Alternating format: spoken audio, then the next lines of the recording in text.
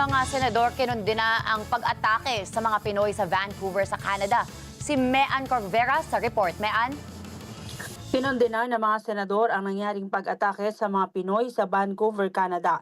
Nangyaring insidente habang ipinagdiriwang ng mga Pinoy doon ang Lapu-Lapu Day. Ayon kay Senate President Francis Escudero, dapat managot ang mga suspect at mga posibleng kasabwat sa naturang krimen. Naniniwala si Escudero na aksyon ng Canadian government para sa katarungan ng mga biktima at poprotektahan ang Filipino community. Hinikayat din ni Escudero ang Konsulado ng Pilipinas at iba pang embassy officials na ibigay ang mga tulong na kailangan ng pamilya ng mga biktima at tiyaking hindi na mauulit ang ganitong insidente. Nagpaabot rin ng pakikiramay si Senator Joel Villanueva sa pamilya ng mga kababayan. Hinimok niya ang Department of Migrant Workers at Department of Foreign Affairs na makipagtulungan sa mga otoridad para mapapanagot ang mga salarin. Mean Corvera para sa Mata ng Agila, matatag, matapang, matapat.